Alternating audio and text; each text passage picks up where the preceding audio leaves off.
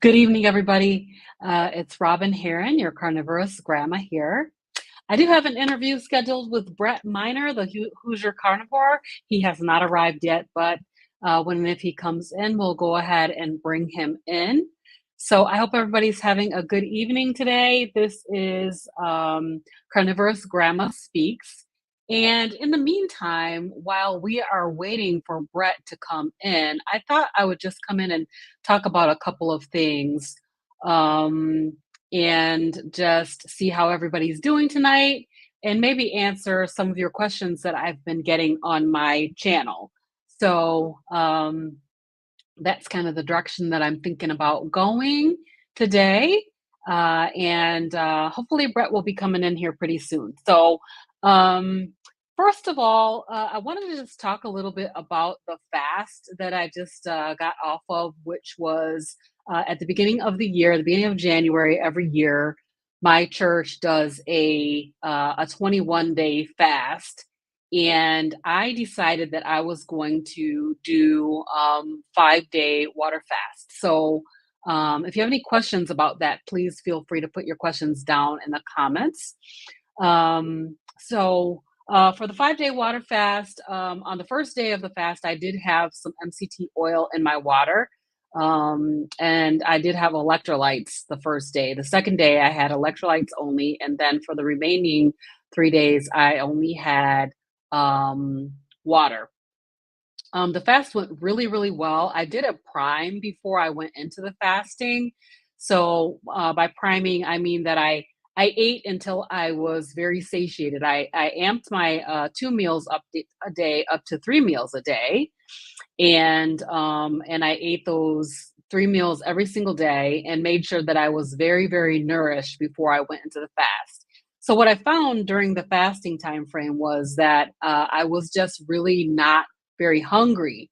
So normally when I do these longer fasts, I have, in the past, I have found that I've been very, very hungry. But Hey, Rhonda. Hey, how you doing tonight? We're waiting for Brett. I don't know if Brett's gonna make it, but that's okay. I had a couple of topics that I thought I would come in and chat about. So I was just talking about my fast. During the longer fasts, I have found myself being very, very hungry, but being able to do that prime and learning about a little bit about priming before going into the fasting this time really did help me to deal with the hunger. So it took several days. I mean, I had a little bit of like, I want to eat something on the first day early, like 9 o'clock in the morning, which is so abnormal because I don't even eat that early on a normal everyday basis. So, like about 9 o'clock in the morning, that's like, okay, I'm feeling hungry. And I knew that wasn't real hunger because, of course, I usually don't eat that early. So I just pushed through that. But as far as true hunger is concerned, it took probably 3 days before I actually got hungry, um, truly hungry during the fast. And then after those 3 days, basically, I didn't really have very much hunger at all during the rest of the 5 days of the fast. I used some sparkling water when I felt that true hunger. I used some sparkling water, and that actually took care of the hunger. So that's awesome, Rhonda. So I know that you said that you were going to do the 5-day fast. Just a question for you. Is that going to be a water fast or a fat fast? What kind of fast are you planning on doing? So, and I wish you the best on it because definitely, make sure that you're priming this weekend, eating and getting really satiated. Like I said, I did 3 meals a day during that time frame to make sure that I was really ready for the fast. And I don't think I will ever do another fast without doing some sort of a mini prime ahead of it, just to make sure that I am fully satiated before going into the fast. So that's awesome, Rhonda. And I am wishing you the best on your fast. And yeah, you got to be able to think straight. And that's what I was thinking during my fast was I need to be able to think. And so that's why the first day I did take some MCT oil. Um, and that did help. But I was, I was fine. I didn't have any problem because I had prepared my body for the fast ahead of time. So I'm gonna try the water fast. That's great. And I did. I made bone broth before the fast started, and I did not end up using any of the bone broth at all because when I broke my fast after the 5 days, I ended up breaking my fast eating out. Now I thought for sure that at the end of the fast I was gonna go into a bone broth with eggs, kind of an egg drop soup type of a thing. But I did end up breaking my fast out at a restaurant. Hey Jay, thank you for coming in. I appreciate it. I was supposed to have a guest tonight, but he has not arrived. If he does show up, we'll bring him in. But if not, I thought I would just come in and talk a bit about a couple of topics for a few minutes, and and we'll just go from there. We'll see what we have to talk about tonight. So I went to this restaurant. It's called Crafty Crab, and I had shrimp and boiled eggs and sausages. And so I ordered all of that without any spice on it. Now, normally when you go to this place, Crab, I always get this spice blend. It's called the Boom, and it's got all the different spice blends in it. But I thought since was coming off of the fast, I would just do my coming off the fast with just plain shrimp, plain boiled eggs, and plain sausages. So it was super bland. I was a little bit like, why did I do this? I should have at least had them put something on it. But it was really good. I was so happy to be coming off of the fast, you guys. Like I was just ecstatic to be coming off of the fast. If you watch my fasting summary, you'll see like there's this little lady dancing because I was so excited to be coming off of the fast after 5 days.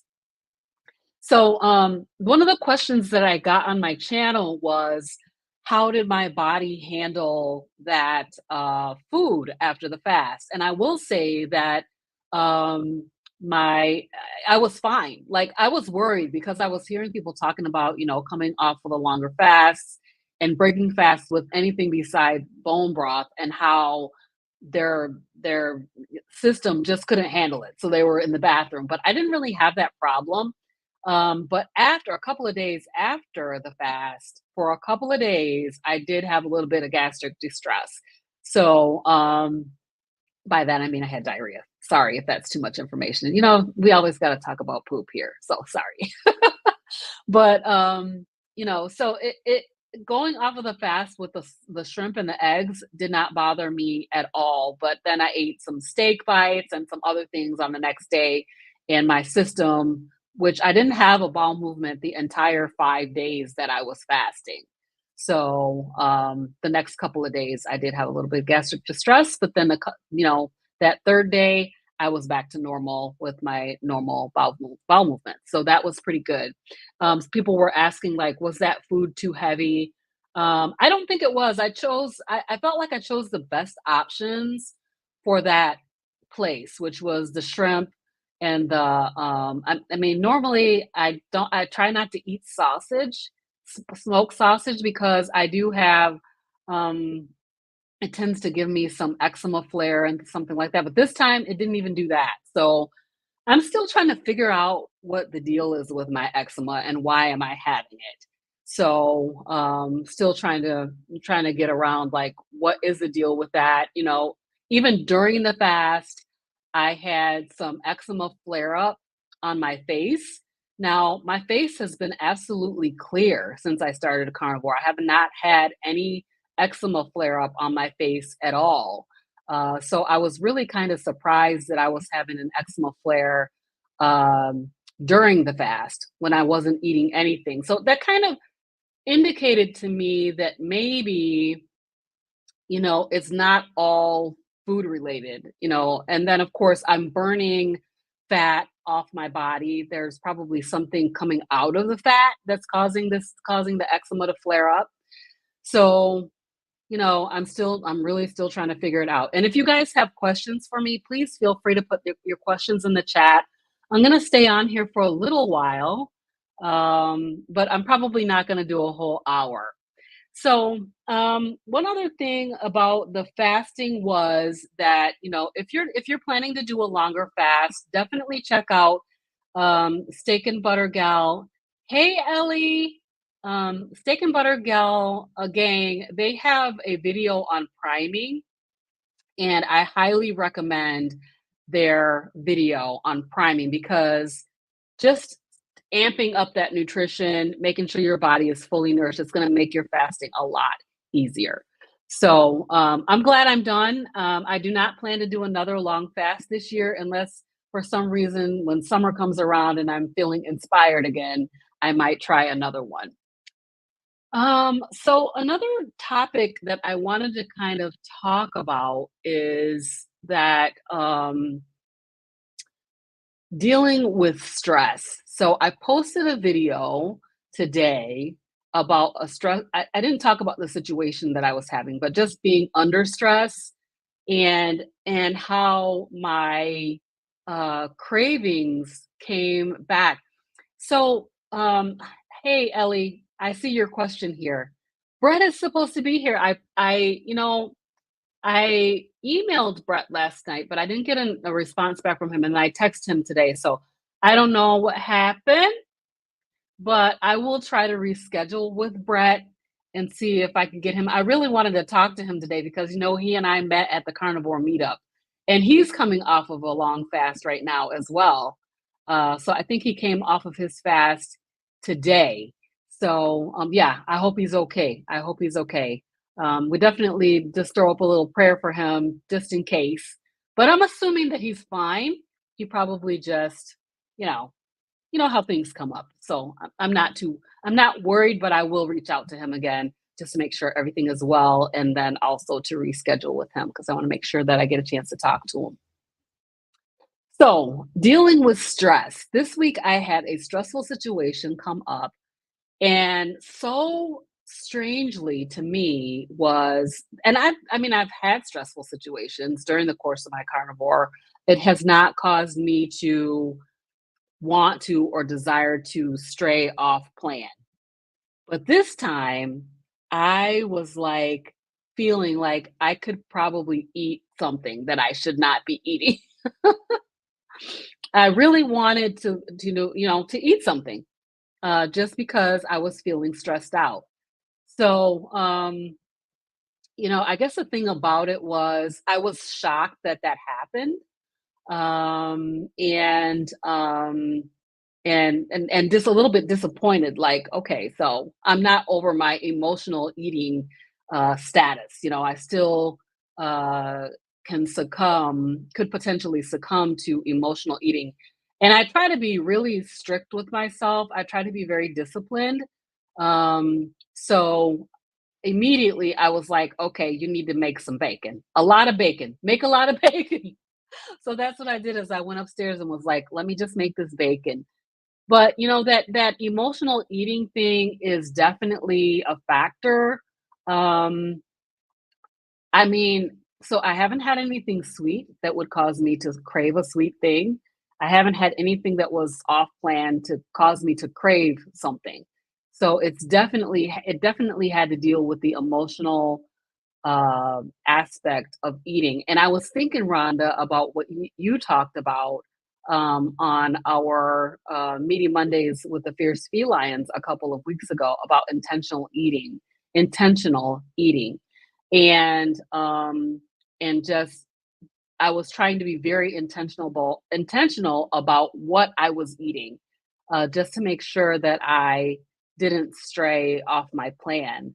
I don't know what would happen. I mean, it's not like I'm gonna explode or something if I go off plan, but I just really don't want to do that. I'm concerned about my eczema, of course, and then I'm concerned about really having some really severe cravings and having to deal with that. So, the bacon did help. So I think, what I was thinking is if you're experiencing cravings and things like that, um, that bacon is really a good craving buster. So, if you can tolerate bacon, I would highly recommend it. If you're craving for sweets or anything, and you can tolerate bacon, I highly recommend it because it really did work for me. The other thing that I did was I went to McDonald's because I was like taking the dogs to go to the groomer, and I said, I'm just going to go and get something, get some fast food. And that actually did help. I took those two burger patties and, brought them home and fixed them up, doctored them up with some cheese and some bacon. And that really did help me to avoid going in the ditch. So, but I was just so shocked. I was like, oh yeah, I remember this feeling of, just wanting something, your mouth wanting something to snack on. And I mean, there's probably great choices that I could have made, like something that's non-carnivore, but I just decided that I would not do that. So I didn't. And it was challenging. It was definitely challenging. Have you guys ever dealt with stress eating or emotional eating during the time that you've been on carnivore? Um, for those of you that are just coming in, I know that you're coming in expecting to see Brett. I have not heard back from Brett yet, so I'm going to reach out to him after I get off of here today and just make sure that everything's okay with him, and we'll make sure that he gets rescheduled. So Ellie's saying that this is totally understandable. This was an old crutch. Absolutely. I mean, normally, I would go and I would have some popcorn or I would have some nuts, candy even. I haven't had sugar, uh, like real regular sugar in many years now. But I have these sugar-free candies in my house and stuff like that. So that would be the stuff that I would go to and just eat for comfort. So I feel pretty good about, not giving in to those cravings because that was an old crutch and it was an old way of life for me. So, let's see. Trying to see. I think I had a couple of questions that I thought I would answer. Um, let's see. My longest fast that I've ever done has been 10 days. And I did that 10-day fast from probably from keto.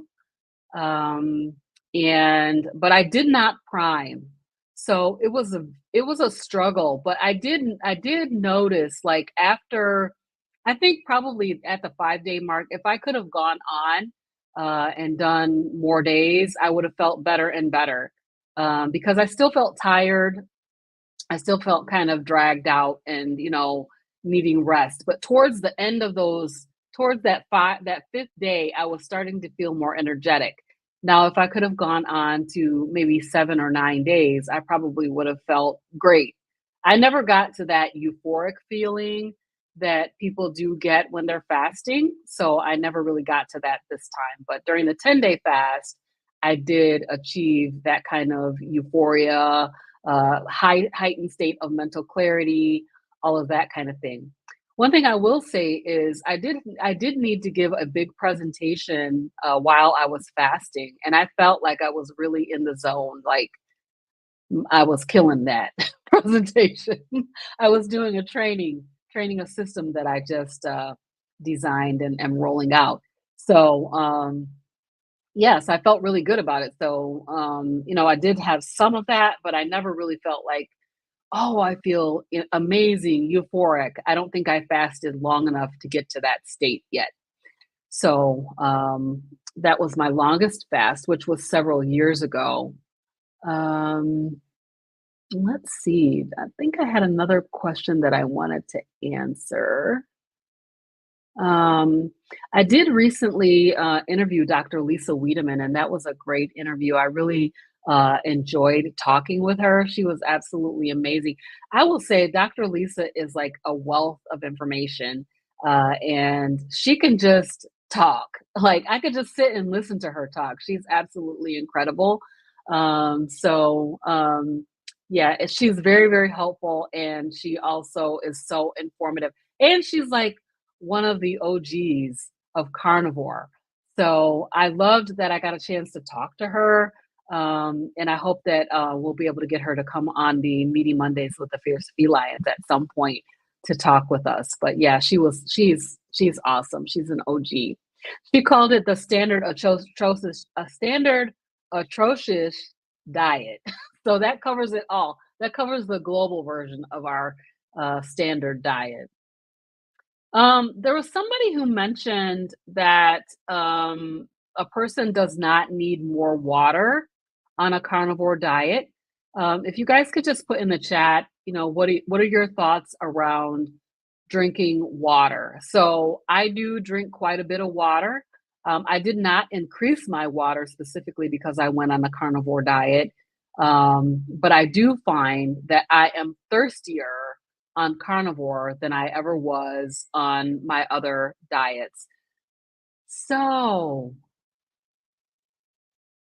Brett did just text me back. He's fine. He just can't make it. So that's okay. That's fine. I'll follow up with him after this. So, but yeah, so I find myself being thirstier and and because I'm thirstier, I drink more water. I did just get this giant cup. It's like 40 ounces. I ordered it on the TikTok shop. So TikTok made me buy it. And I have been drinking a couple of these a day, and that's way more water than I have ever really, uh, you know, unless I forced water, I never drank this much water. But so I just find that I'm naturally thirstier on the carnivore diet than I was on keto. So Rhonda says that Dr. Berry and Dr. Kilt said that we drink too much water. So I guess that's true. I guess I would say that if you're drinking too much water, that it probably would show in your urine being very, very light colored. Um, and that would, probably be an indication. So if your urine is very dark, you might need to drink more water. And if your urine is very, very light, maybe you're drinking too much water. I don't know, but I drink to thirst. So if I'm thirsty, I drink. If I'm not thirsty, I don't drink. Now, I have been hearing this philosophy about not drinking during meals. So I'm wondering, do you guys drink water or other drinks during your meals? Because I have been hearing a lot of carnivores talking about the fact that it's better not to drink anything while you're eating. I usually do drink while I'm eating. It's kind of normal for me to drink water while I'm eating. I used to drink pop. Diet Coke was my drink of choice. I love Diet Coke. And I used to drink like two of those. If I go out to dinner, I would drink two or more of those Diet Cokes. But now I'm just drinking water. So um, Ellie says she drinks less during the winter. I'm just finding myself being thirsty and drinking like two of those 40-ounce containers, which is a lot of water for me. So very kind of surprising. And then Rhonda says that she does not drink during meals.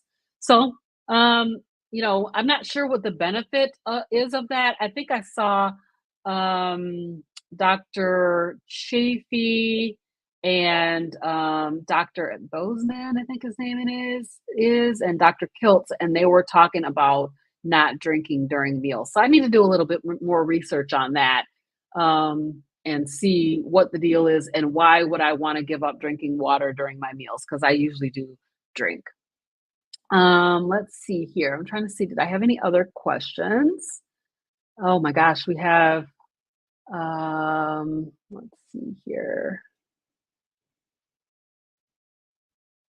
Somebody was asking about information on appendicitis on Dr. Berry's channel, and I was not able to find information on appendicitis on Dr. Berry's channel, so not sure about that one. Let's see, do we have any other ones? Yeah, Simpson was asking me about posting. During the middle of the fast, I posted like what I eat in 5 days, and she was saying that what all you're eating is water, water, water, and that is true. During the fast, I did only eat water, but leading up to the fast, I did do the prime, so I was eating pretty good right up to the fast. So Rhonda's saying that water dilutes the digestive enzymes needed to digest our food. Okay, I'm gonna have to just look a little bit into that because it's a habit. You know what I mean? It's definitely a habit of drinking during meals. I feel like we've always done that. I was asking my husband, like, what do you think about this? What do you think about not drinking anything during your meal? And he too, grew up drinking during the meals. So I don't know. Interesting. I think that's all the questions that I see right here. My favorite way that I'm eating my steaks right now is the steak bites. I'm using this mostly the chuck eye steak that I get from my local grocery store and chopping that up into steak bites. And I'm eating that like multiple times a week. It's so good. I cook them in the cast iron and it's just, I don't know. For some reason, the steak bites are my jam right now. I'm preferring. Hey, there he is. Let's bring him in. Hey Hey, there. How you doing, Robin? I'm doing good. How you doing? It's a little hectic around the house today. So Hear ya. No sorry problem. about being late. No problem. I'm glad that you were able to make it. I was just kind of giving everybody an update on a bunch of different topics while we waited for you to come in. So I'm glad that you're here. And Sorry I was just I saying don't you have weren't going to be able to make it. So, sorry I don't have my usual meaty background. It was trying to add it and it wouldn't let me. oh, that's weird. So Oh, yeah, okay. you get to see the mess of my basement. No worries. No worries at all. Well, welcome, Brett. I'm so glad that you're here. And everybody was kind of a little bit worried about you, so I'm glad that you're glad you made it because they're like, I hope everything's okay. Everybody's concerned about the fast, right? That you just Oh got off yeah, of. sure. Yeah, Yeah, the fast went fantastic. I've been putting videos like daily update videos on my channel. So, if you want to see my day-to-day progress, the videos aren't very long. You can watch them pretty quick, and you can see kind of the my ups and downs through the whole thing. But honestly, after the fourth day, it was smooth sailing. I had those really hard hunger episodes day 2 and 3. And then after day 4, it just kind of trickled away. So, yeah. but I That's what ended I up, was just saying too, is that on day 5, I felt like not hungry at all. I felt pretty good by day 5 of my fast, but I was ending mine on day 5. So I thought you were going 7 days. nope, I only went 5. Yep, Oh, I was only going for 5. So yeah, yep, I went 5. But all I right. felt like if I did go 7, I probably would have gotten to that kind of euphoria, that euphoric feeling that a lot of people get when they get beyond those days. I did kind of achieve that euphoric Nice. state in my fasting.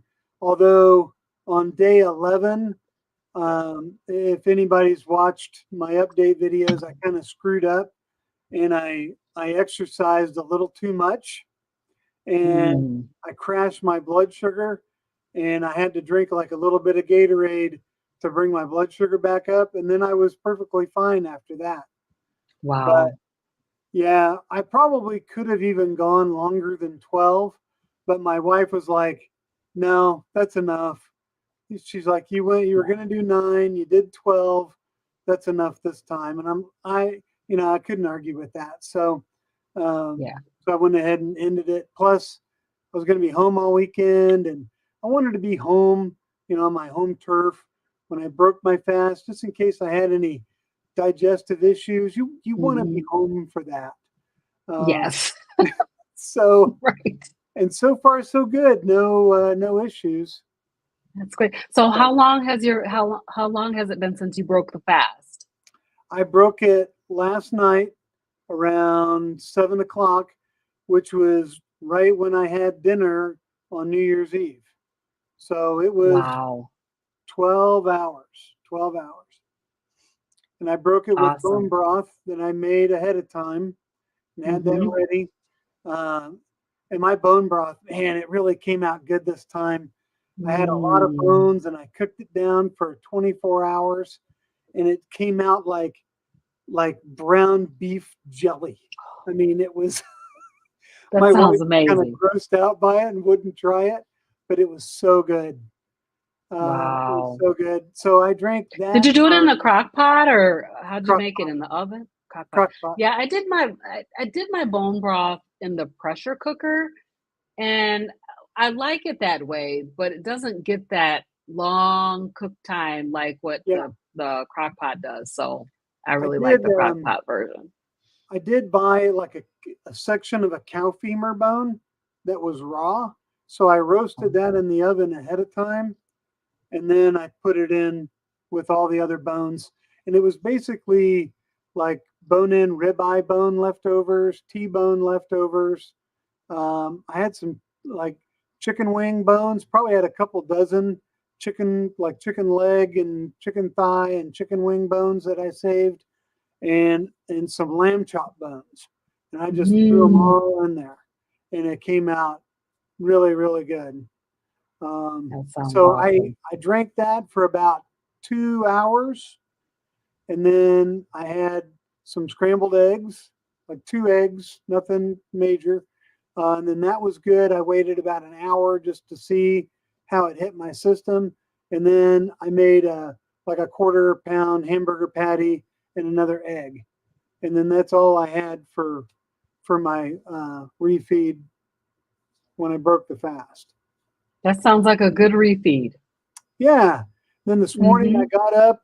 I wasn't like really super hungry, but I'm like, I should probably, feed my body.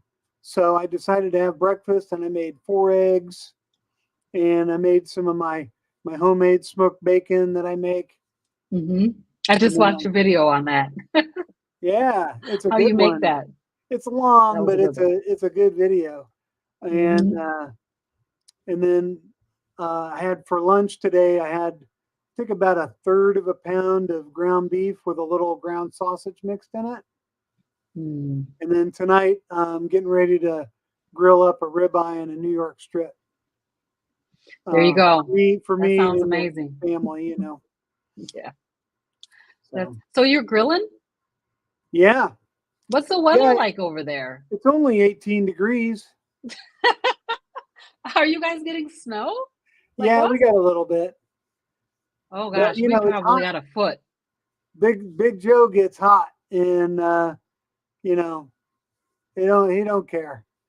That's I don't have awesome. to be outside for a long time because I usually I'll get it good and hot and I'll throw the steaks on. I'll go 2.5 minutes, flip, 2.5 minutes, flip. Yes. Yes. So, I go outside, I flip, I go back inside.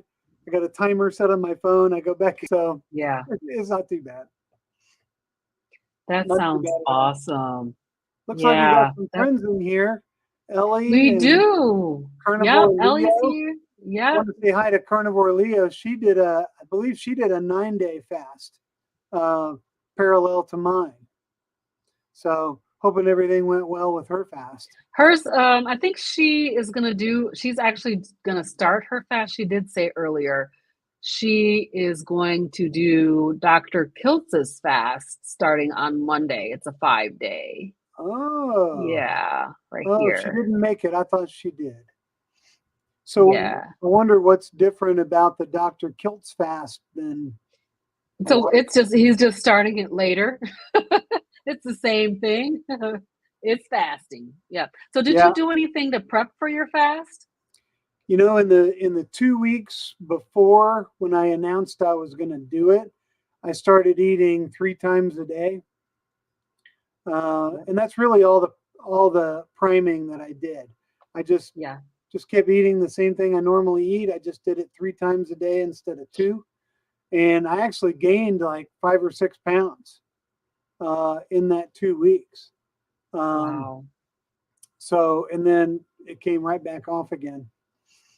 So anybody that Wow. hasn't watched the video, I'll tell you I lost 20.7 pounds in the 12 days. Wow. Yep. I lost like in my 5-day fast, I lost about 6 pounds, but they all came right back on. Oh, okay. Every last one of Yeah. them. Yeah. Like, I well, usually okay. regain about 25% or so. So I'm Mhm. Yep. expecting 5 or 6 to come back. Um, Mhm. but we'll see. I mean, Yeah. fasting isn't just about losing weight. That's right, and that I mean, I really wasn't doing it for weight loss personally. I was doing it more for the autophagy and the cellular cleanup, just trying to at the beginning of the year, trying to start out with a reset. So that was Yeah. basically the reason why I was doing it. So even though it would have been nice to have lost a couple pounds and kept it off, that really wasn't my whole purpose for doing it. Yeah. In fact, for carnivore overall, it's it's a byproduct of the carnivore way of eating is the way I'm seeing it. There's lots of other great benefits that I'm seeing without So many great losing things, weight at a rapid pace. autophagy. You get your, um, let's see, uh, your digestive system gets to reset. Um, you know, Yep. um, a whole bunch of processes kind of break down and start over. Mhm. There's really a lot of benefits. Absolutely. So, tell me, I mean, what were your primary reasons for going into the such a lengthy fast? Well, I had my previous fast was a maximum of 8 days. So I Mm, wanted to do 9. And then I felt so good at 9. I'm like, I don't see a reason to really stop. So, I'm losing weight. I'm feeling good. I'm in that euphoria. Why not mhm, just keep going a little longer? But mainly the reason why I did it is I'd been stuck at the same weight for about 3 months. mm, And I wanted mhm, to do something to to to kickstart my weight loss a little more. So my fast was a little bit about weight loss, about kind of getting over a hump. Um, but I'm really kind of it's okay that I was at that same weight for 3 months because it gave my body a chance to be normal at that weight. If you look at trends in weight loss, yep, um, your body has a memory and where it wants to be. And a lot of times when you lose weight, your body's like, "Hey, I don't like this. I don't want to lose weight. You know, right. I want to keep that weight because it's safer." Um, and if you can maintain a weight for a long time, it changes your set point. So now, if I ever fall off the wagon, hopefully I'll only regain weight back to that point and not Mhm, all the way back to where I started at my heaviest at 300 pounds. mhm, So, yeah. awesome. So, And Brett, you came right in. We started talking about fasting. I didn't give you a chance to introduce yourself and just oh, tell us a little bit about where you're from and tell us about your journey, all that kind yeah. of stuff. Well, everybody that's in here pretty much looks like knows who I am and what my journey Yes. is. But Yeah. my name's Brett. I'm the Hoosier Carnivore. I'm located in around Indianapolis, Indiana, and I started my carnivore journey on St. Patrick's Day of last year. So coming up on my 10-month carniversary here in a couple of days. But almost made it to that year mark. And the only time I've cheated during that whole time was at Thanksgiving when I had a piece of my niece's homemade pumpkin pie. That was it. That's been my only cheat, and it was a planned cheat. So, but my That's channel, it's all about just Mhm. sharing what I'm doing. The healing that I've experienced, and the techniques that I use to, maintain my carnivore diet. I have videos about Mhm. my cooking and grilling and making smash burgers and fasting now. So just kind of sharing all the things that I'm doing. And I just want to be a part of this awesome carnivore community that's out there. Yes, Just I so agree. many great supportive people. And when I made my 12-day video, I was sure to thank all the people um, that commented and followed my Mhm. fasting journey and supported me. And it really helped, especially on those days where it was a little tougher, and making all those videos and Yes, the promises that I made, really helped me stick with things. So I'm really grateful for all the support that I've gotten. Oh, absolutely. I gained another sub. I'm up Nice. to That's what's 694. up. So yeah, Very good, very good. Awesome. Yeah, so I met you at the carnivore meetup in Chicago. yes, yes, yeah, That that was was so fantastic. awesome. Yeah, it was so awesome. I hope he does another meetup. Um, Me and if it's too. anywhere close and driving distance, I'll be there. Even if it's like Me a six too. or 8 hour drive, I'll go. I don't care. I'll get in my car and I'll be there. Yeah, I hope he So, does too. Ellie's saying I'm so jelly. Wish I could have gone. I wish you could have gone too, Ellie. I would have loved to meet you yeah, there. she's all the way down in Tampa. Yeah, So right. But Delandria, she flew in a couple from, people did. I was like, I want to say she's from Atlanta, but I don't think that's right. But yeah, she was like, I'm going. Yeah, yeah, It was absolutely incredible. I was happy to see you there. Of course, I've been watching your videos and seeing you out yep. here, of course. Same here. And it I watch was a lot of your stuff so too. cool. It was so cool to meet you there. So how did you end up at the carnivore meetup?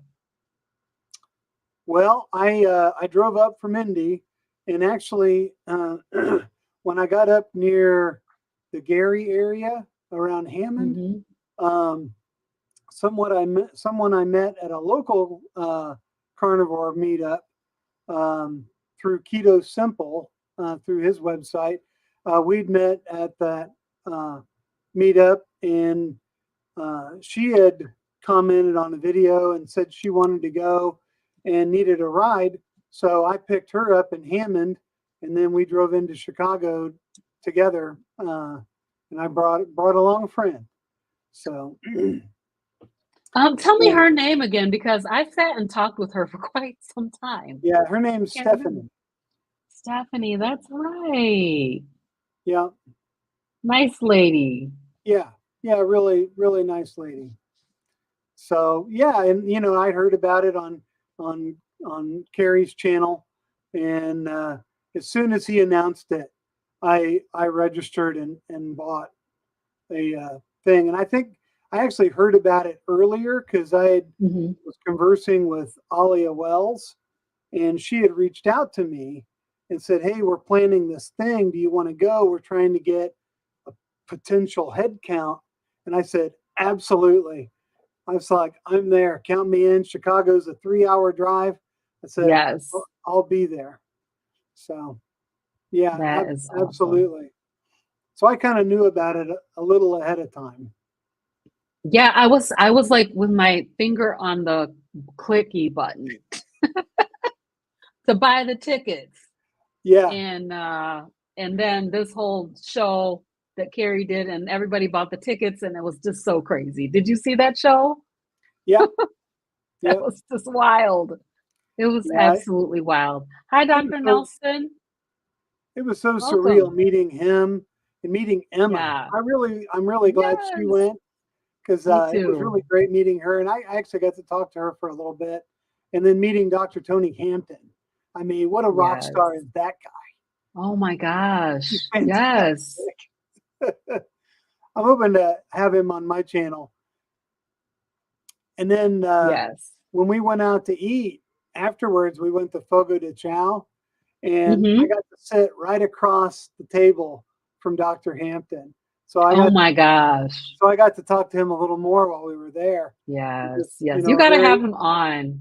a very organic, just normal conversation with him, and he's just such a cool dude, such a good guy. He is. And when he came in, the way he came in just was so gracious, like talking to everybody, hearing everybody's story, teaching. He taught for like 20 minutes before he started going Oh yeah, around, it's just yeah. incredible. Gary was like, I didn't know you were gonna just put on a little clinic for us here. Mhm. It was so great. Everybody It was. applauded and chanted when It he was. came in the door, and Yes. yeah, it was It really, was the really, best. really great. Yeah, that was so much fun. I really hope, yeah, I'm sure they're gonna do more, and I hope that I have an opportunity to go and be there, at the next one also, because it was just absolutely incredible, and it was awesome meeting you there as well. Oh yeah, So, it was great. tell me about what kind of how long again have you been on carnivore? Since March 17th, St. Patrick's Okay. Day. I should remember that. I think I saw that just recently. You were talking about that, maybe you were on with Carrie, and I think you mentioned that again. Yep, But what kind of results have you had? Yeah. we started the same time. I think we Mm, started within mhm. like a day of each other. So Nice. the results I've had, other than weight loss, my type 2 diabetes is pretty much resolved itself. High blood pressure has pretty much resolved itself. Although I haven't had it checked yet, I'm due to go to the doctor and get blood work done soon. So I really can't wait to do that. I'm actually Mhm. excited to do it this time.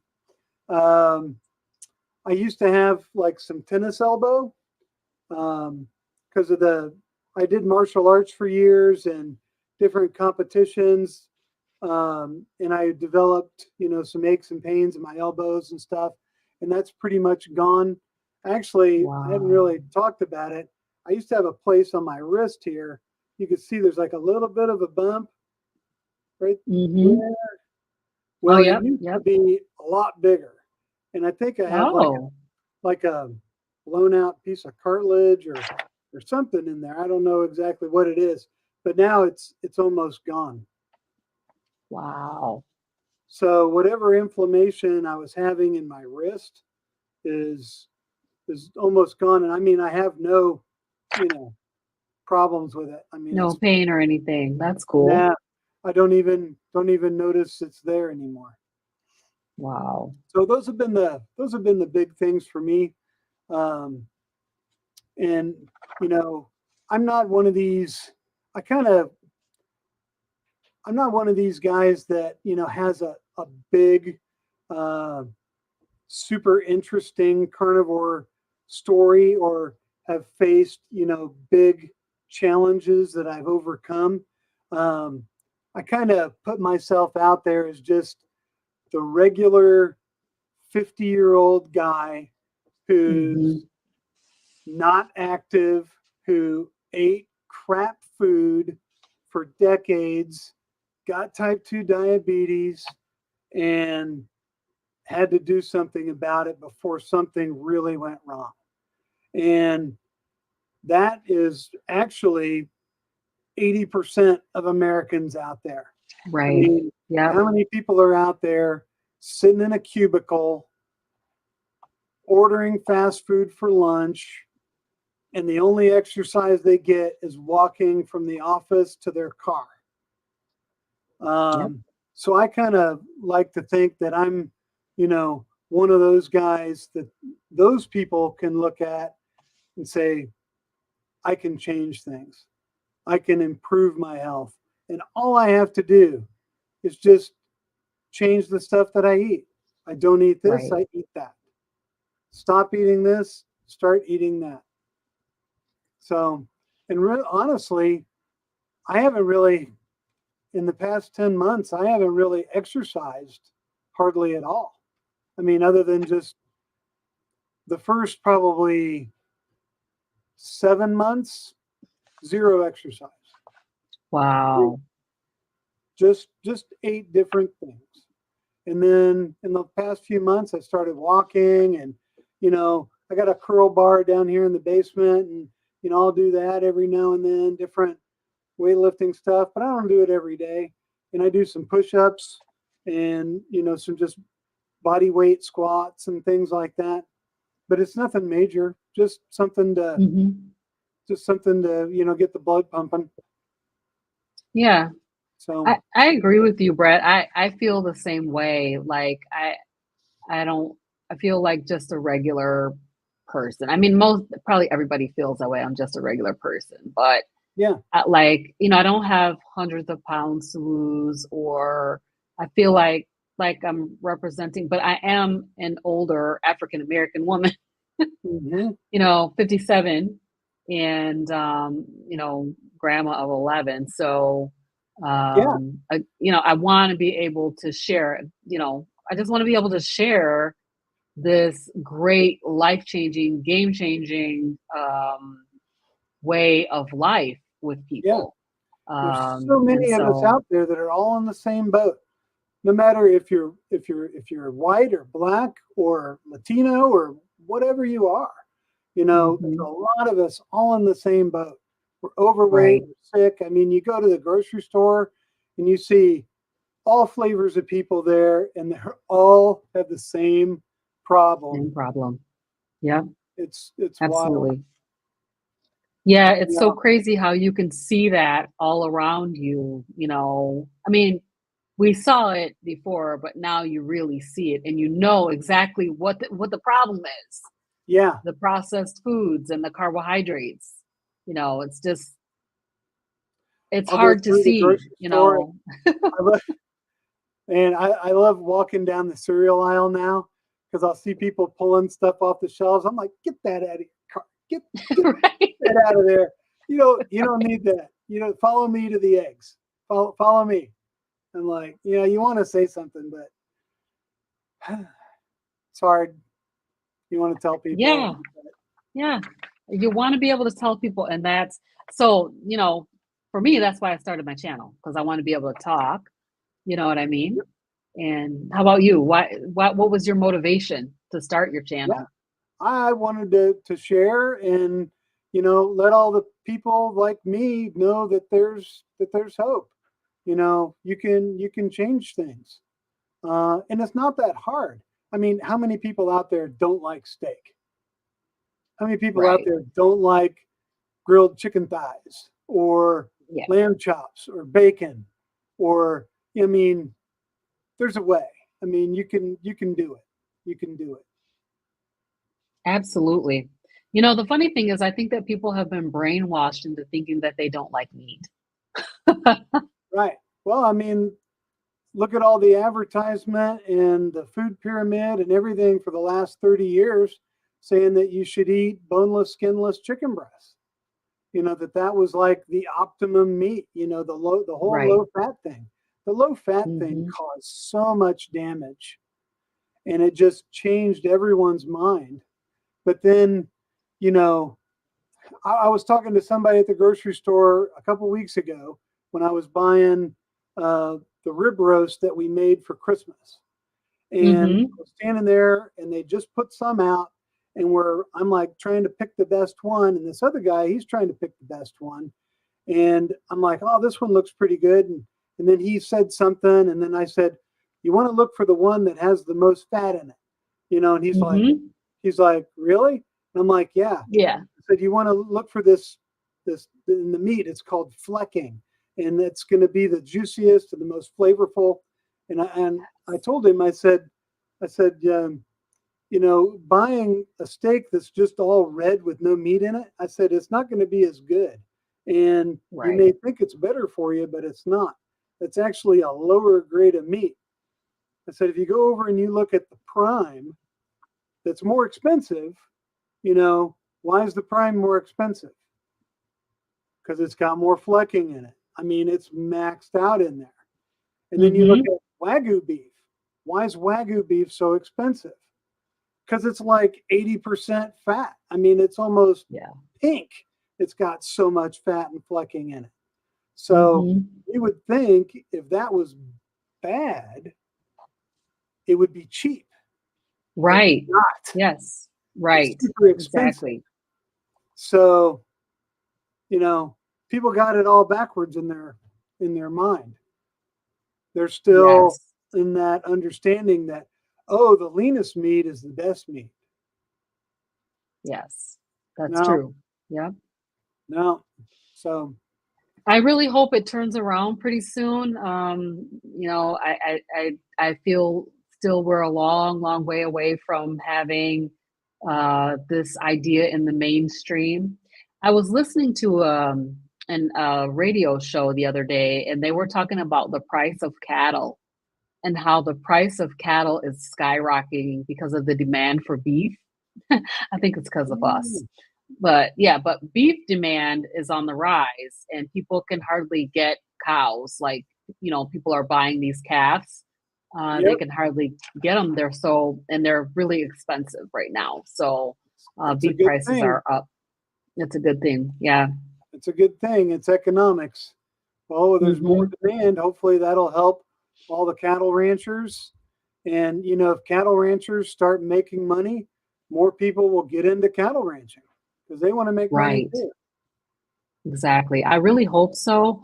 Because I'm just listening to, I was talking to my sister last night and she was telling me what doctors were telling her about meat. And I was like, oh my God, I hope she doesn't Right. listen to them because, you know, just wrong. What they're just saying is just wrong. I'm sorry, but they just don't know yet, or it's just not in the mainstream yet. So, but I mean, I'm excited to hear that the prices of cattle are going up, even though that doesn't pack my bottom line. But just the demand for cattle is high, so that's awesome. I think here in about 5 more years, because this carnivore thing isn't going away, um, and the success stories aren't going away. I mean, there's more Right. vegans converting to carnivore more than ever. You keep hearing their stories. The word's getting out there.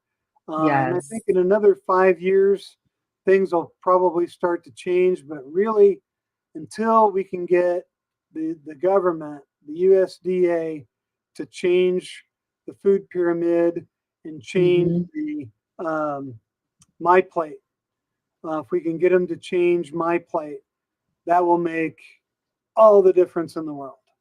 All the Right. difference. Yep. Because my Absolutely. plate affects soldiers in all branches of the military. It affects everyone in retirement homes. It affects everyone in hospitals. Um, and I mean, there's Like millions kids in schools, probably too, right? schools, schools Hmm. too. Yep. My plate. So if we can get those my plate guidelines changed and get some of these, I don't want to get political, but we need to get some of these vegans out of the way that are whispering in the ears of all of our leaders, Right. because they want to push their agenda um, on us, and we need Yep. to get them out and get some people with some sense in there. And if we can get those my plate guidelines changed, that's going to affect millions and millions and millions of people. Yes, So indeed. Yeah, absolutely. And I'm hoping. I mean, I've seen. I think it was Nina Teicholz that was talking a lot about these meetings that they have where they're talking about the guidelines and where they're making changes to the guidelines, and she was going to talk. But yeah, it, there's just a lot of vegans over there that are just they have a lot of influence. Yep. So yeah, Yep. They have a yeah, lot of it's a huge supporters, they have problem. a lot of money, and they have a lot of influence. So Wow. I'm just clicking through. Yeah, I wish I could say that, but I cannot afford to eat only Wagyu. Still got to go to Costco and get my beef sometimes. Costco has Wagyu, and I I mean, but thought I got to about, get the kind that costs like, I mean, ribeye is crazy. The prices didn't even go down like at Christmas time. Usually you can get some really good deals on like ribeye roast, prime rib, but not this year. There no, was no what are movement the in the meat prices prices. like? Because you're in Chicago, right? I'm in Kalamazoo, Michigan. Oh, you're in Kalamazoo. Okay. Yep.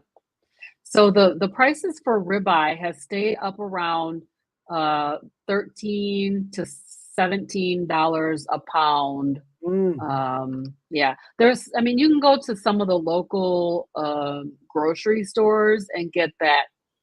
I don't know what the lowest grade of meat is. You could get some beef for like 6.99 a pound, but when I bought that beef, it was so tough.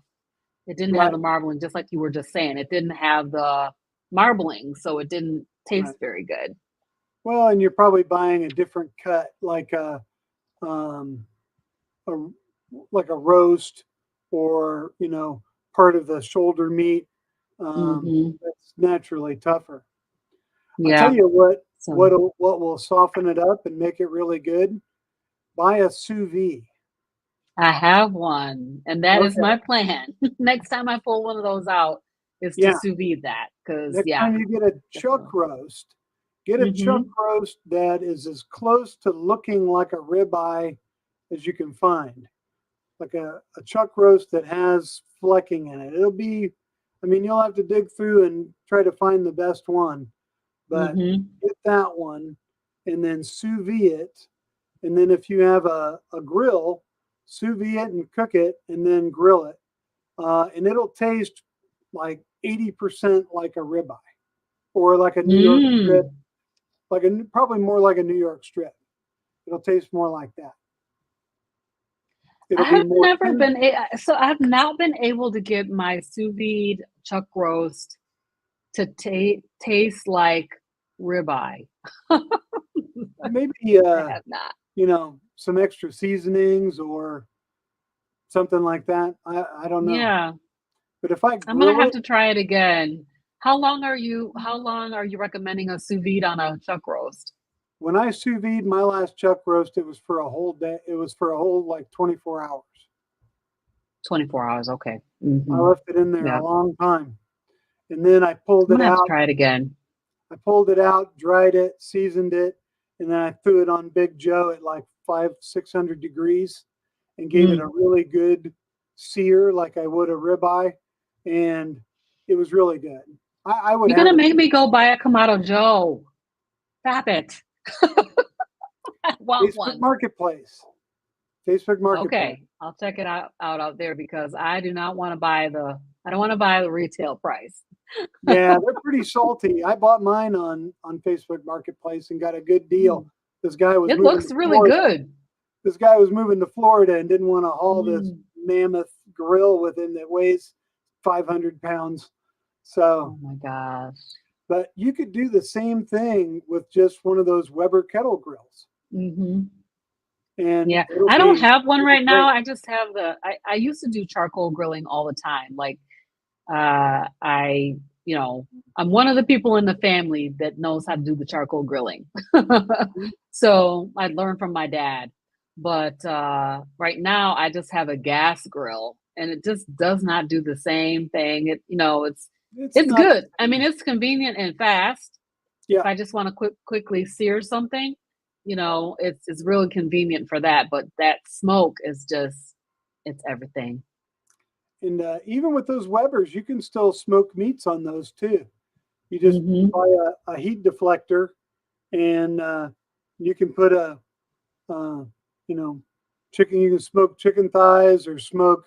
Uh, we make these things called bacon bombs. It's a pork Mm. tenderloin section, and you wrap it Okay. in bacon, and then you smoke that, and the bacon infuses into the pork tenderloin, and it's wonderful. And you just slice it up with the bacon right on it, and yeah, it's really good. That sounds incredible. It's super Right easy now, to I'm do. just having my stepdad do all my smoking everything for me because he's got a smoker. So Uh-huh. everything that I want smoked, I'll like take it over to him, let him smoke it for me. Yeah, Annabella says she got a T-bone steak for $34. Ooh, in that's expensive. Queensland. She's in Australia. Yeah, that's expensive. But Must have she been a said pretty it was big. worth it. I bet that was a pretty big T-bone for 30. That was I'll $34. bet. It was probably a pound and a half or 2 pound T-bone. Hmm. Yeah, that sounds amazing. So if That she's not sounds having a steak in absolutely, 5 months, what else is she having? I know they eat kangaroo yeah. there too. Kangaroo's actually available, and she probably eats a lot of lamb too. They eat a lot of lamb in Yeah, Australia. Annabella, what are you eating besides bacon? So she says she's cooking bacon now. Just gonna kind of click through here and see. Ellie's hungry, so am I, talking about all these steaks and stuff. Dr. Nelson says that Publix had rib roast for 6.99 choice. Oh, So this is what I found. I think at my store was 6.99 a pound. I believe it was choice, but when I cut it into steaks, the steaks were tough. So yeah. I'm definitely gonna sous vide those steaks because they really need that sous vide process. I think And that would help them a lot. I believe choice is the lowest grade that they can sell in stores. Hmm. Yep.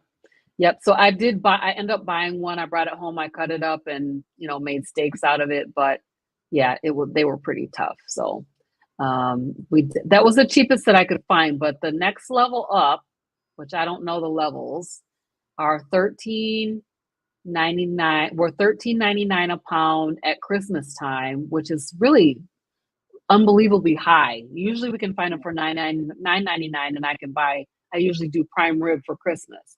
But we didn't do it this year because I ended up doing brisket because it was just too expensive. It was crazy expensive. I spent nine ninety So nine a pound for our rib roast here in nice. Indianapolis. Okay, so you guys got some better prices over there than we did here in Michigan. So Simpson said, I'm glad you found carnivore, Annabella. Me too. Had horrible depression and anxiety pre-carnivore, and it was like a breath of fresh air within a week after starting. Did you have In a anything like week, that or any deal with any? Yeah, that's incredible. a week. That's all it Yeah, took yeah, to that's notice a difference. incredible. A week. Hmm. That's absolutely incredible. Yeah. Let's see what else we've got here. So she says it is $34 per kilogram. I think kilograms 2.2 pounds, right? Yep. So Yep. 2.2 That sounds right. pounds. Annabella does not eat kangaroo, but she does eat lamb. Yeah. Lamb is delicious. I've been getting lamb chops at Costco, and I think they are 7.99 a pound. Hmm. And That's I grill them just like I'm grilling a steak on Big Joe. I use the yeah. same seasonings, and they're so good. That's actually what I had Wow. for my last meal on New Year's Eve. I had like 5 lamb chops, and Hmm. we bought a shrimp ring, and I had some shrimp too. So that Oh, was my yes, you're making me last meal. hungry. Definitely making me hungry. Okay, so Annabella says I'm eating chicken as she's been getting a lot of nausea. I hope you feel better, Annabella. She can't bring herself to eat kangaroo, plus it's very lean. Oh, Dr. Nelson is schooling me here. Thank you, Dr. Nelson. It's prime, choice, and select. Okay, gotcha. and then there's like USDA, like grade A. So Great. Oh, that might okay. be Mhm. select. That might be choice. I'm not sure. Hey, there's Christy. Christy's here. Hey, Christy. All right, so let me see. So how much time do you have, Brett? Because I know that we are a little bit over the 1 hour mark for me, but let me know Sure. if you can keep going for a few more minutes. Yeah, So, absolutely. yeah. So, what is your favorite cut and preparation of meat? And can you share a recipe with us? Okay. Naturally, my favorite cut of beef would be ribeye. I mean, that's pretty much the carnivore's choice. Yeah. Um, I do really like New York strips a lot too. They're really really good. Um, and then lamb chops, and then everything else kind of after that. But my favorite way is to grill them on my charcoal grill with Big Joe. And if I get a really nice thick piece, I'll put a heat deflector in, and I'll let that ribeye smoke for a little while. And I'll put a piece of cherry wood in there and Mm. let it smoke and not let it cook too fast so it can absorb some of that smoke. And then I'll pull the heat deflector out and let it finish grilling. So Wow. What's your temperature? What temperature do you prefer your steaks? I like mine medium rare. I usually pull them off at about 125 degrees internal. Okay. I'm doing like 130, 132 internal temperature, but yeah, medium rare is my preference right now. Now, I always grew up eating steaks well done. Oh, And then I kind of moved my way back to medium, but now I'm to medium rare, and I'm wondering if I'm heading towards a more of a rare medium rather than medium rare. so Because I just enjoy the taste of the meat. Christy said, "Darn, he didn't say picanha." Well, Right. I've never had picanha. They don't have picanha I around mean, here. they had it at the Fogo de Chao in Chicago. Oh, I did That have was it my there. first time yeah, that was That was my my first first time time having having it. it too. Yeah. Yes, and I cannot find it in this area. No, I Nope. can I can order it through a local butcher, and I may do that. I got to go in there. I'm ordering some beef bacon because I haven't had beef Mm. bacon yet. So thank you, Christy, for reminding me. I'm going to order beef bacon, and I'm going to order a picanha. And Where are you picanha, ordering it from? there's a local uh, family-owned meat shop not far from here. Oh, And wow, I'll yeah, order it there's from one in them. my area. I went there, or I called them and I asked them, and they said all of the picanha goes to the restaurants. They can't get it. It goes to the I was like, restaurants. "What?" Well, I'll find out. But Yeah. picanha, if you ever watch the Bearded Butchers, Mm. uh, the Bearded Butchers on YouTube have great videos about how they process a cow and how they get all the different cuts of meat and where those Oh, cuts of meat wow. are on the cow. So if you don't mind looking at cow carcass on YouTube, check Mhm. out, and you want to learn more about where the meat you eat comes from on the cow, watch the Bearded Butchers. And the Okay. picanha, when they cut the sirloin section out, there's different layers of meat in that section. One part is the sirloin, and the part above that is the picanha. Oh, And okay. it has like a Yeah. thicker layer of fat on top of it. And you can watch how they clean it and get it off of there. Same with flank Wow. I'm gonna have steak to check that out. and all those things. It's really, really interesting to watch. I've learned a lot about how meat is processed and uh, and that from them. Yeah. That sounds fascinating. I just wrote it down. I'm gonna definitely check it out. Yep. The Ellie's bearded saying that butcher. is she not the only carnivore who's not obsessed with ribeye? She says it sometimes give her heartburn. Hmm, interesting. Huh. No, I don't know. Maybe it's the way Some she's people cooking it. I don't know. could be possible. Could be possible. Let's see here. And then Christy is saying that Annabella. So Annabella, I have not seen the T-bone. I'm gonna have to go check it out. Um, She must have made it on her channel, so I'm gonna go check that out. So do you guys know what a T-bone is? Come on, tell us. Okay. So, it has that kind of T-shaped bone in it. Well, on one Yep. side of the bone, the big side, that's a New York strip. Mm-hmm. On the other side of the bone is a fillet. Yeah. That's what it is. And then if you get Yeah. a porterhouse, it actually has three cuts of meat on it. Oh, I didn't realize that. But technically, well, no, the porterhouse has a full. I take that back. The porterhouse has a full fillet section on it, and a Okay, full that's New the York strip difference. on it.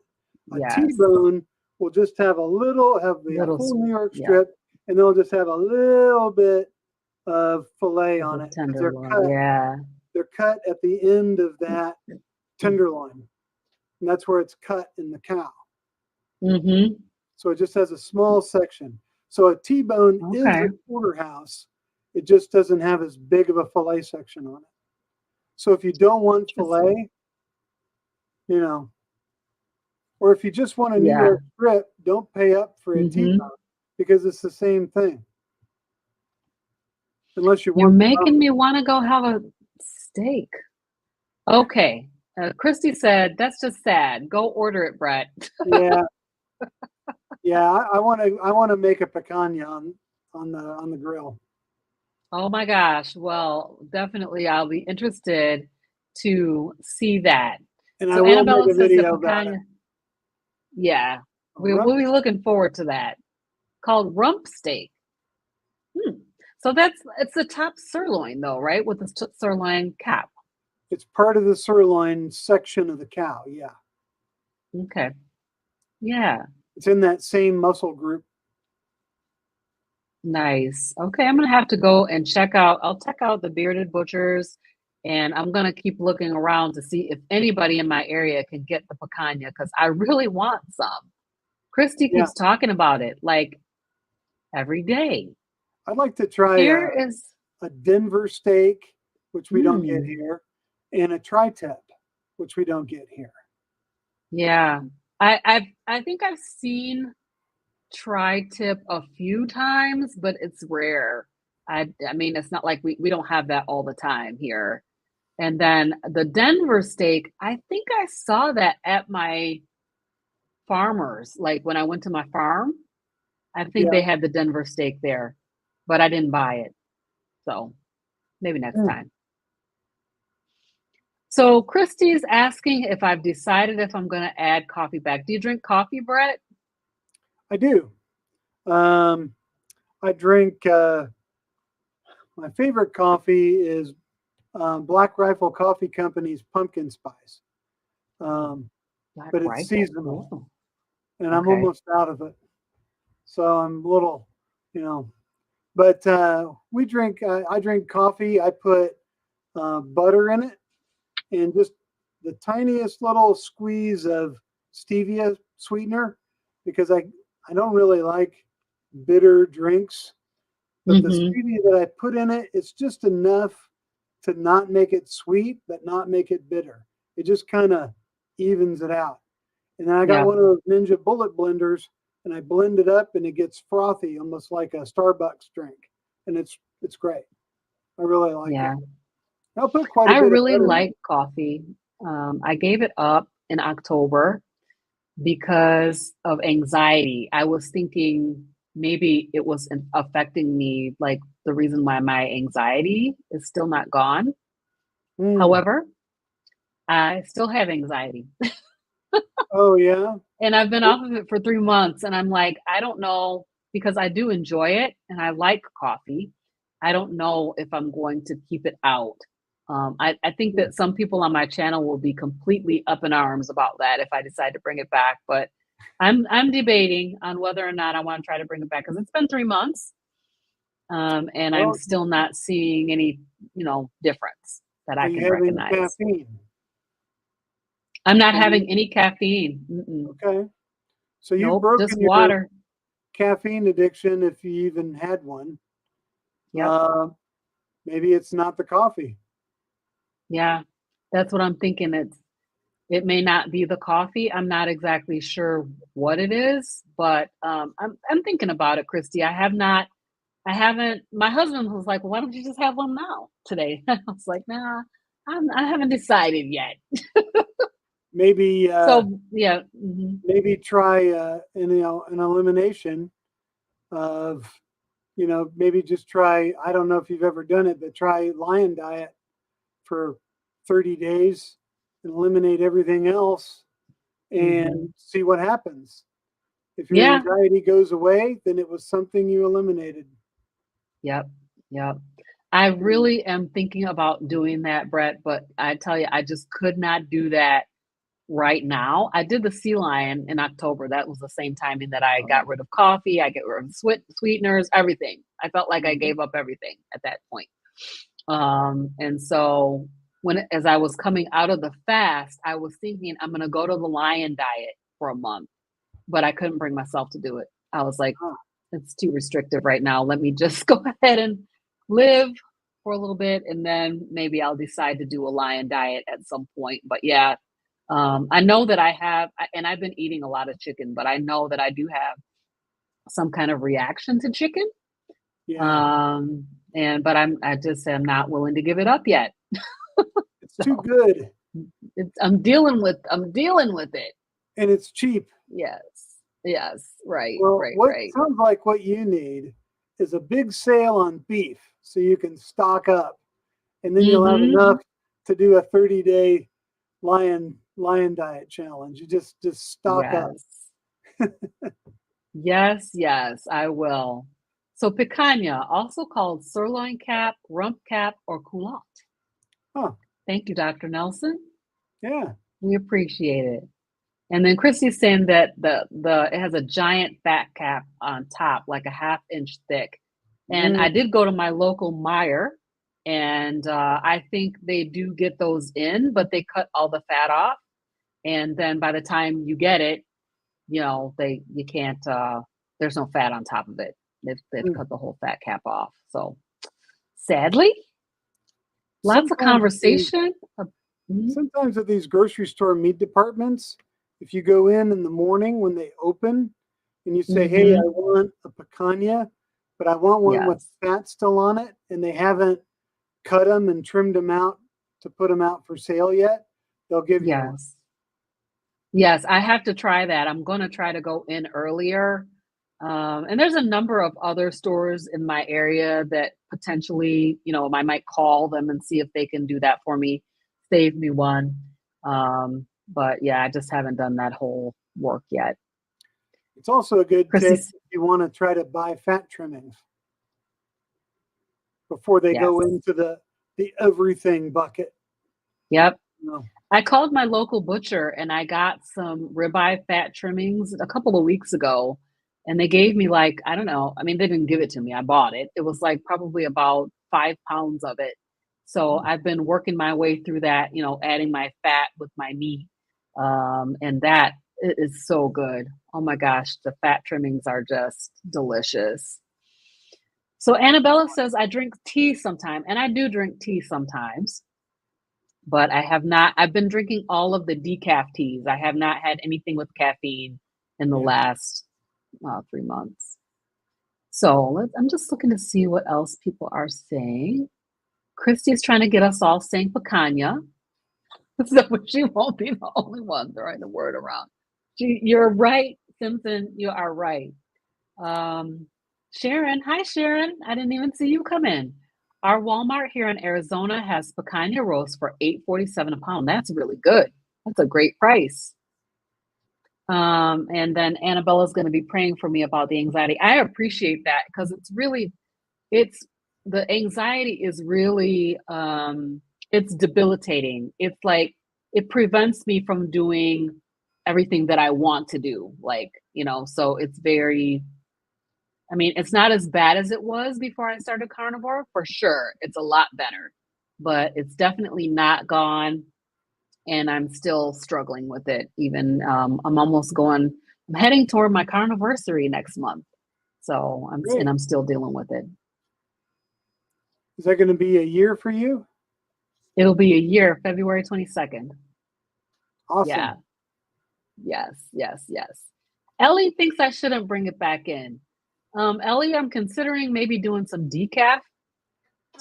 Coffee just causes stress and cortisol to your body. Ellie, Probably true. stop. Probably true. That probably is true. Annabelle's asking about my iron levels. My iron levels were perfect for the first time ever when I had my labs done this summer after being on carnivore. So I've always been iron deficient, but this time my iron was perfect. So I didn't have any problem with iron. And then Annabella's saying I got some special black pearl Chinese tablets and they help my anxiety. Okay. Sounds good. Sounds good. Dr. Nelson wants to know if I've tried meditation for the anxiety. So, Dr. Nelson, I have not tried meditation specifically for anxiety, but maybe I will.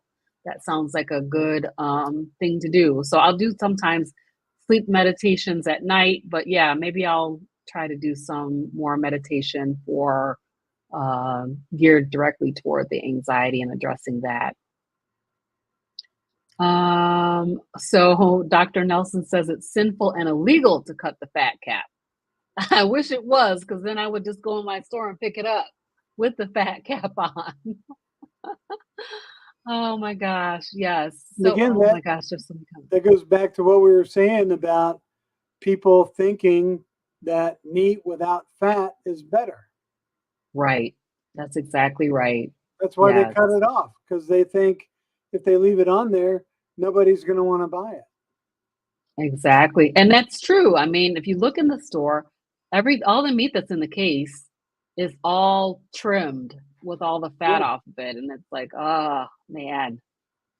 So Annabella says, I got the craziest thing at my butcher's. They gave me 2 kilograms of Parsons noses. I ate a heap and it helped me so much. It made me really calm. What in the world is Parsons noses? Parsons noses. I didn't come up with anything. All right, what are Parsons noses? Come on, Annabella. Tell us Who are what these that poor is, because we Parsons don't that are know. losing their noses? Parsons noses. Okay. Annabella, I love your little graphic for your icon. That's awesome. I know, so cute. I'm in a current season of life where I'm removing all crutches, but you can drink it if you enjoy it. Sorry if I was being too harsh. No, not at all, Ellie. Oh, it's near the chicken bum. What? I've never heard of it. The fleshy. Oh, so chicken tails, chicken butts. We call it. Well, we usually get those for the turkey tails, and we'll use that to cook various greens and beans and whatever. And it tastes almost like ham. Those turkey tails taste almost like ham. I've never seen the chicken ones though. I've never seen chicken ones anywhere. So, yeah, yep, that sounds. I would eat it. I would eat the fleshy tail feather area. Yes, I would. Basically, fat, fleshy, and lots of skin. All right, so let me see. Do you have anything that I did not ask you that you want to share about? Well, I can't really think of anything off the top of my head. I got a new video coming out about the foods that I use to break my fast and the things that I'm eating today. I'm going to make a quick recording of grilling my steaks out in 15-degree weather and add that and upload that probably later tonight. But other than that, I think we covered a whole lot of bases. Yes. So I have one last question. Sure. And my question is, if you could have any superpower, what would it be and why? I would like to have the superpower of being able to speak and understand every language spoken around the planet. Wow. So I could communicate with anyone at any time. they would understand me Wow. and I would understand them. I think that would be really That's cool. amazing. I've not heard that one before. I've not heard that one before. That's an awesome that's an awesome one. I What love kind it. of ability would that be? You know, that'd That be would be great. amazing. Yeah, that would be absolutely amazing. You like could understand anyone like when I'm getting my toenails done and I can't understand anyone. I would be Right. able to understand what they're You talking don't know if about. they're trashing you or if they're talking about what Right. you're going to pick up at the Talking store. about my toes. Yeah. Well, Brett, I really appreciate you coming in. I really was looking forward to having a chance to chat with you, especially since we've met in person. I feel like we're like old friends now. I can Sure. text you. Again, all apologies for being late. Yeah, I have no Yeah, excuse. no problem. I mean, things happen. It's not a problem at all. I had a few things that I talked about before you got on, particularly about the fasting and all of that stuff. So that was fine. And I'm just so glad that you made it. And I know everyone else here is as well. So Yeah. we appreciate everybody being here tonight. If you're watching this on the replay, please like, share, and subscribe. And please go to Brett's channel at Hoosier Carnivore and like his channel as well. So thank you, everybody. Have a great night. We'll see you next time. Thank you, Robin. Bye. Bye.